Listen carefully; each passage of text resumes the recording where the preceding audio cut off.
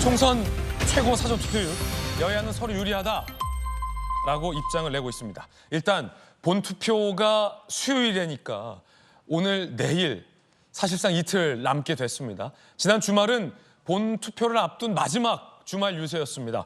여야 대표들의 마지막 주말 유세 장면 저희가 취재했습니다. 영상으로 만나보시죠.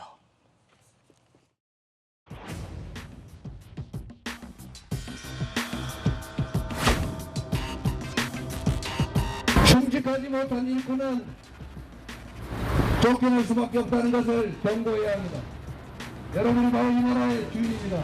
우리가 숭배할 우상을 뽑았습니까? 우리가 우리를 지배해줄 통치해줄 왕을 뽑았습니까? 그런데 그들은 왕이 되고자 합니다.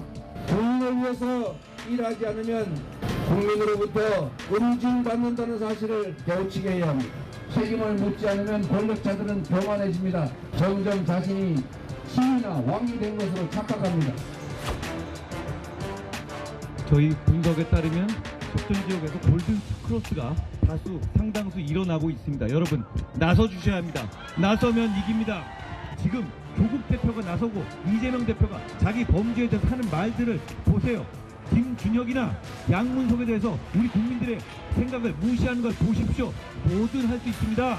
200석이 도출하면 정말 못할 게 없어지는 거예요. 그냥 대통령을 끌어내는 문제가 아니라 헌법에서 자유민주주의 체제에서 자유를 빼버리고 그 사람들 200석을 잡으면 못할 게 없습니다.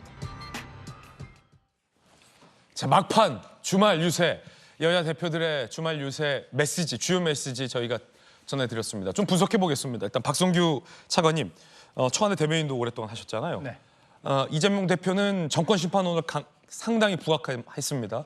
그러면서 이 메시지는 윤석열 정권이 왕이 되고자 한다, 신이 되고자 한다라는 메시지로 이 정권을 심판해야 된다, 쫓아내야 된다 이런 메시지를 주로 밝혔고, 한동훈 비대위원장 같은 경우는 오히려 저들이 200석을 가지면 못하는 게 없어진다라며 자체적으로 국민의힘이 분석해봤는데 이 경합지에서 50여 곳의 경합지에서 상당 부분이 골든크로스, 그러니까 지지율 역전 현상이 나오고 있기 때문에 꼭 투표해달라라는 메시지를 밝혔습니다. 네. 여야 대표들의 이 메시지 어떻게 들으셨습니까?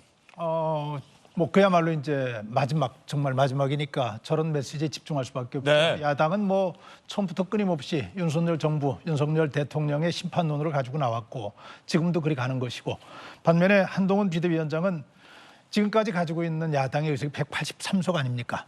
윤석열 정부가 지금 여러 가지 면에서 잘못했다는 비판을 받고 있지만 그 비판의 상당 부분은 183석의 거대 의석을 가지고 국정에 협조하지 않고 발목을 잡는 데 집중했던 야당의 책임이 있는 것이다. 그런 무책임한 야당에게 표를 더 준다면 앞으로의 기간은 더 힘들어질 것 아니냐 하는 야당 책임론을 부각하는 것이고, 양쪽이 다 그렇게 절박하게 매달 수밖에 없는데, 저는 이런 얘기를 좀 드리고 싶어요. 지금 이재명 대표 얘기를 듣다 보니까 왕을 뽑는 것이냐 어떤 뭐 통치자를 뽑는 것이냐 하는 이 부분에 대해서 우리 국민들이 너무 잘 잊어버려요. 불과 한 달 전의 일도 지금 벌써 까맣게 잊었거든요. 우리가 민주당 공천 과정에서 정말 모든 국민들이 눈살을 찌푸르게 만들었던 그 현상이 뭐였냐면 이재명 한 사람을 위한 공천을 민주당이 자행했던 일이거든요. 마음에 드는 사람들은 무슨 일이 있어도 공천을 주고, 마음에 들지 않는 경쟁자가 될 만한 또 비판적인 사람들은 어떤 경우도 끌어내리겠다고 하는 의지를 가지고 결국은 끌어내렸고, 거기에다가 정당한 공천 시스템이라고 하는 가짜 가면을 갖다 덮어 씌웠고, 사실은 그게 왕이고 그게 신이 되려고 했던 것이죠. 그런데 그런 부분에 대해서 국민들이 이 주장을 어떻게 받아들일까 하는 부분에 대해서 이제 좀 관심을 좀 가져야 될 부분이고, 어제 저 두 분의 유세를 보면서 저로서는 조금 좀 흥미있는 부분을 발견했어요. 네. 한동훈 비대위원장은 충청을 찾았죠. 충청은 언제든지 이른바 전체적인 선거의 바로미터가 될 수 있는 상징적인 지역이에요. 상징적인 지역이기 때문에 지금도 여당에서 고전을 하고 있는 지역이고, 많은 여당 후보들이 박빙의 그 야당 후보들과 경쟁을 하면서 뭐 여론조사 상황으로 보면은 야당이 조금 더 유리하게 좀 나타나는 그러한 곳이죠. 가서 집중할 수밖에 없는 그런 상황에서 격전지에 갔다고 보는데, 이재명 대표는 강남 3구를 포함한 수도권을 돌았단 말이에요. 강남 3구요? 예. 누가 뭐라 그래도 민주당에게는 좀 불리한 지역이거든요. 험지거든요.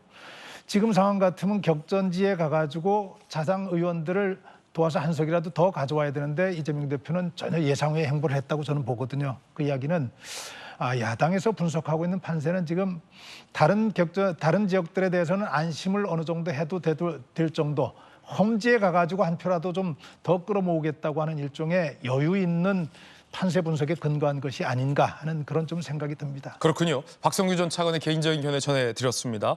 사전투표율이 31.28%로 높았습니다. 지난 대선보다는 낮았지만 역대 총선 중에서는 높았는데요.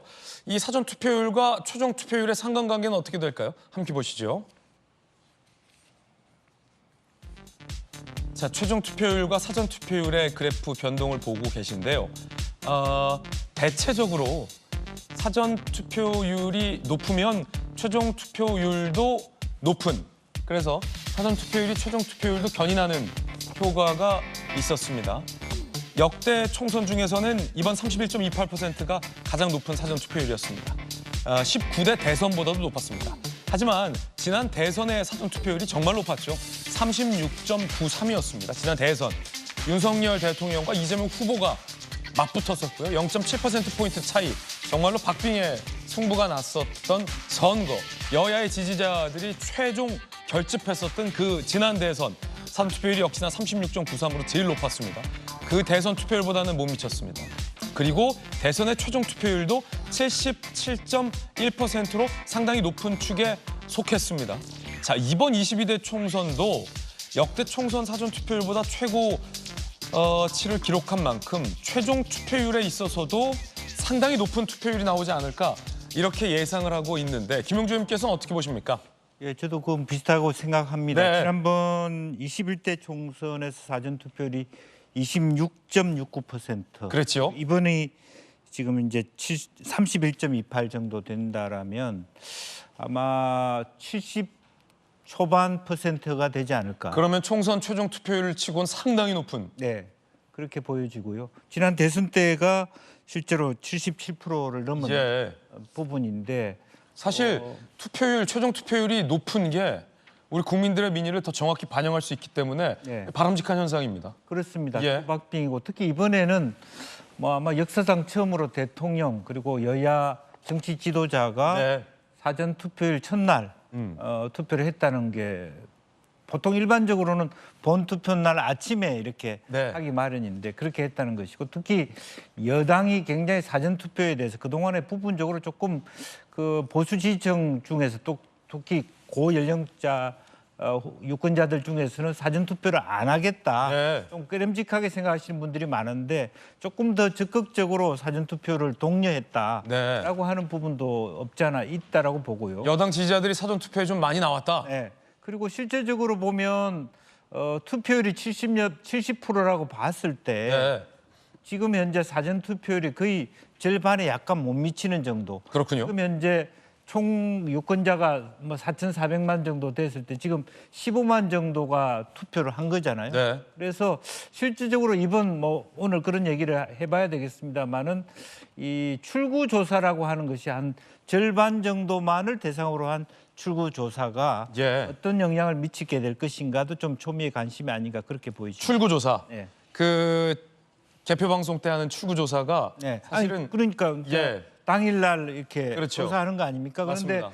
절반 정도가 이미 이 사전에 투표를 하셨기 했기 때문에. 때문에 그 모집단과 나머지 당일날 예. 하는 모집단 사이의 어떤 편차가 얼마나 있을 그렇죠. 것이냐가 그렇죠, 그렇죠. 굉장히 어떤 정확도를 만들어 가는데 사전 투표가 끼칠 것이다. 역대 최고이기 때문에 네. 사실상 본 투표 때 실시하는 이 지상파 3사들의 출구조사가 이런 말이 있었거든요. 총선은 출구조사의 무덤이다. 네. 그만큼 출구조사의 예측치와 실제 총선 결과가 많이 달랐고 지상파 출신이지만 틀렸기 때문에 그런 적이 사전 투표율이 높기 때문에 사실은 이번 출구조사의 정확도도 좀 떨어지는 건 그래서 아니냐라는 이번 그 포인트도 사전 있어요. 투표를 보면서 제가 느끼는 게 용어도 네. 좀 이제 바꿨으면 좋겠다. 1차 투표, 2차 투표가 되는 게 맞지 않을까. 저는 네. 원래 우리나라의 사전 투표라는 것은 사실은 부재자 투표로부터 비롯된 것인데 이 정도의 많은 유권자들이 절반가량이 예. 투표한다면 본 투표와 사전 투표가 역전될 수 있는 가능성도 그렇군요. 앞으로 있거든요. 그래서 그런 것도 한번 좀 생각해 볼 지점이 있다 그렇게 봅니다. 사전투표 초기 때는 그러니까 지지난 대선 때까지만 하더라도 사전투표율이 주로 이제 민주당 지지자들의 참여가 높았다. 아무래도 젊은 층. 그런데 지난 대선을 기점으로 사전투표 결과가 특정 정당에게 유리하거나 불리하다라는 기준이 굉장히 좀 모호해진 측면이 있다라고 전문가들은 네. 입을 모으고 그리고 지지난 대선과 지금의 어떤 연령별 지지층도 많이 바뀌었기 때문에 이 높은 사전투표율이 어느 정당에게 유리하다라고 말할 수 없게 돼버렸습니다. 여야는 어떻게 이 높은 사전투표율을 반영하고 있을까? 그리고 지금 여야가 예상한 판세가 지난주 예상 판세와 지난주 예상 판세와 또 다른 측면이 있습니다. 함께 보시죠.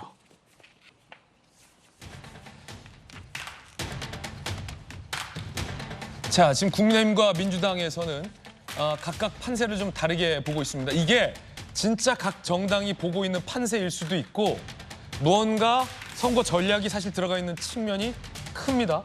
엄살 작전을 필 것이냐 아니면 압도적인 우세론을 필 것이냐 각 당의 약간 선거 전략도 좀 들어가 있습니다. 왜냐하면 본투표를 이틀, 3일 앞두고 내놓은 각 정당의 판세이기 때문에 어쨌든 그걸 감안하시고 좀 보시면 민주당에서는 120에서 150석 플러스 알파 과반 이상 간다. 민주당이 이렇게 보고 있고요. 국민의힘에서는 110석 플러스 알파 그러면서 끝까지 투표해야 된다라는 걸 호소하고 있습니다.